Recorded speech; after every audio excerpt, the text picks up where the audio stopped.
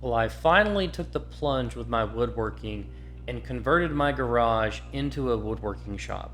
I cleared out a bunch of stuff off camera, bought some lumber, and built a super functional woodworking bench that's going to help me do the projects that I like to do. This will be part one of a two-part series to show you how I designed and built this workbench. So if you're interested to learn more, stay tuned.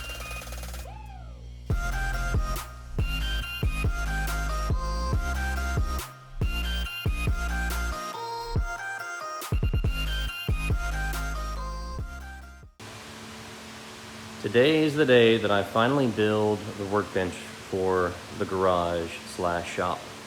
I've gotten most everything cleared out of the way. I've cleared out a lot of the stuff that was on the floor. We had some stains and whatnot. And today we're going to be building a workbench. I'm going to frame everything up using the 4x4 lumber. I've got some birch plywood that I'm going to use as the tabletop for the workbench. So I'm going to start taking some dimensions, framing things up, and get this thing going.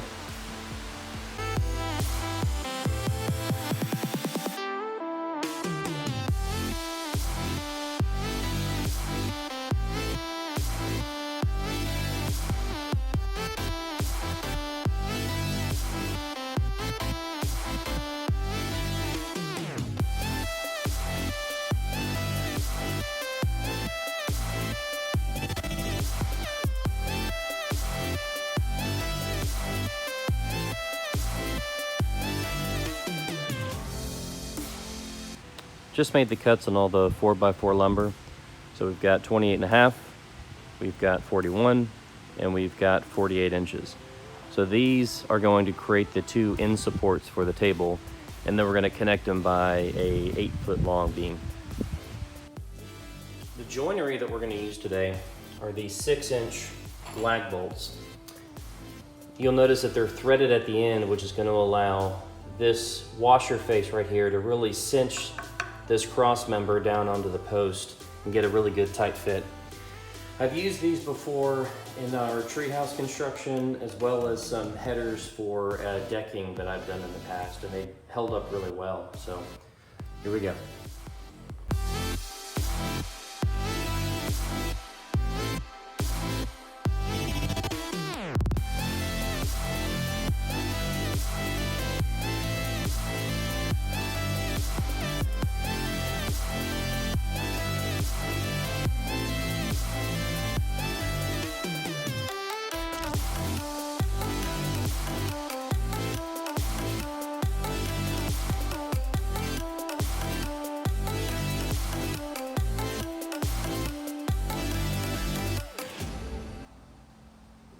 Now I've completed both sides of the woodworking table. The cross beams that are on there right now are just resting. I'm just trying to get an idea in my head of where I want the table to go in the garage. Eventually, along that wall, I'm gonna do a French cleat system that's gonna house a lot of the tools, and I need to have ample space to walk around the table whenever it's all done. After playing around with some dimensions, I ended up settling for an 80-inch cross member, which is going to put the total width of the table at 87 inches, which is about 7¼ feet, which I feel is better suited for the space than the full 8-foot. So now I'm going to go ahead and start cinching these up. I've clamped some 2x4s down here to help catch the board at the right height. Done the same thing on the other side. So that should create a nice flush surface for me to screw into.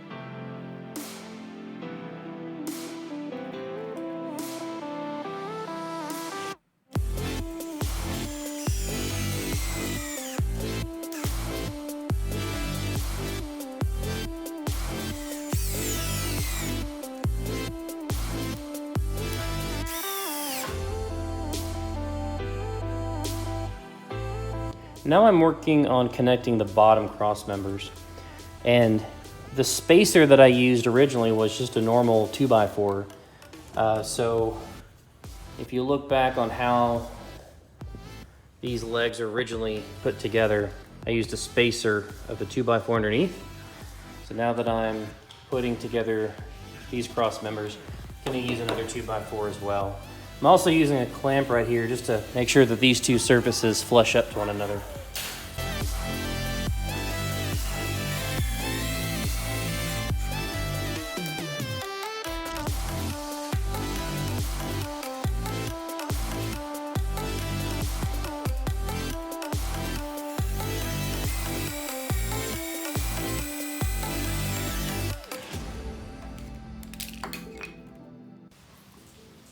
We got the frame pulled together. Now I'm gonna add cross members on the upper side, on the lower side, just to give that plywood a little bit of support underneath, and also to give me something to attach, if I ever have any cabinetry or any kind of shelving on the inside, it gives another anchor point.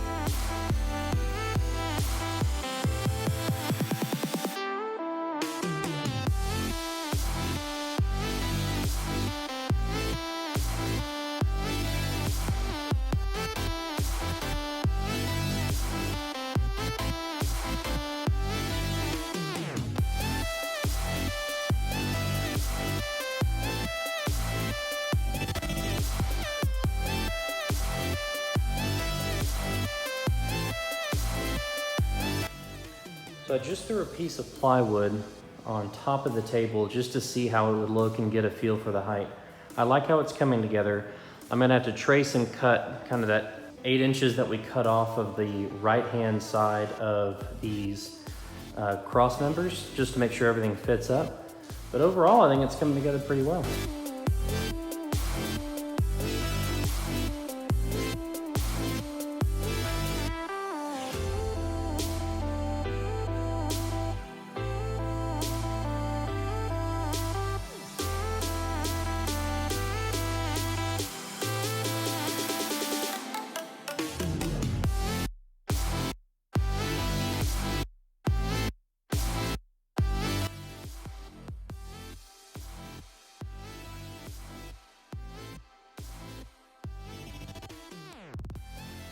Got all the cutting done for the shelving. So we've got the top and bottom plate here. We've got the side plates and the middle divider here. And then we've got some 2-inch strips that we're gonna be using as kind of the finger shelving for each one of the storage units. So let's get it together. Get the spacing just right. As I've lined everything up and I've got the 2 side pieces clamped against my workbench right here. And I've spaced everything out to where there's 2.5 inches of spacing for each one of these drawers. Now, thickness-wise, they are 2 1/8, so it gives, 3/8 of an inch clearance in between each one. So what I'm gonna do is I'm gonna push these back now that I've got all these spacers marked. I came back through and mathematically space these out evenly. I'm gonna take a little speed square and just bring that line across each one.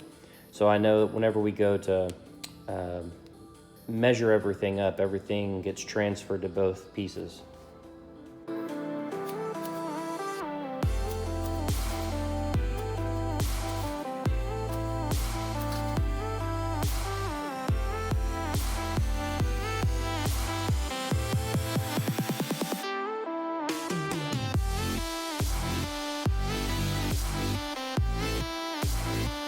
A similar process was repeated for the right-hand shelving unit, which is designed to hold the thicker 4.5-inch storage containers. Marks were made on both of the plates, and those marks were carried over using a speed square. Once all the marker lines were drawn on the cabinets, It then just became an assembly exercise where each of the 2-inch finger shelving was attached to the main piece of plywood using some 18 gauge brad nails and some simple wood glue. It took some time, but the assembly was kind of fun.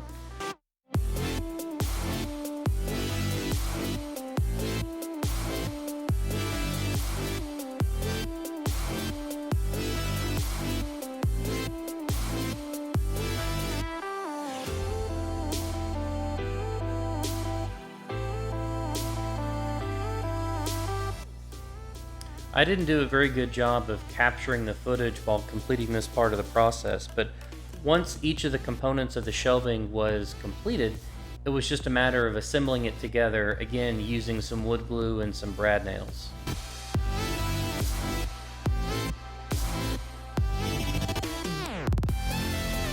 You'll see me multiple times checking the asymmetry of the design because the left shelving had a width of 17 inches while the right hand shelving was a little bit wider with 18 inches. So I had to make sure that those were spaced correctly.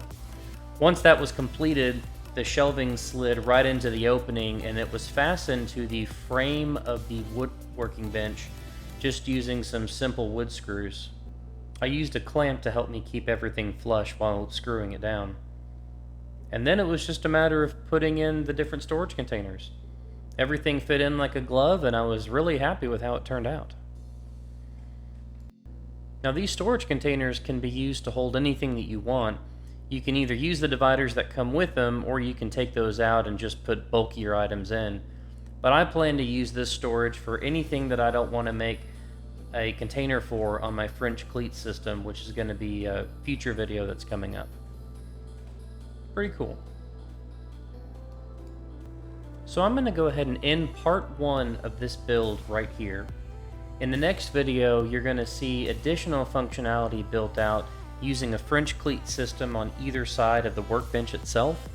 I'm also going to add some electrical outlets to the bench to make it a little bit more user-friendly when it comes to plugging in appliances and accessories. And I'm also going to put in some shelving on the lower section so I can store some of my bigger tools like my planer and my jointer. So stay tuned for part 2, which should be coming up soon.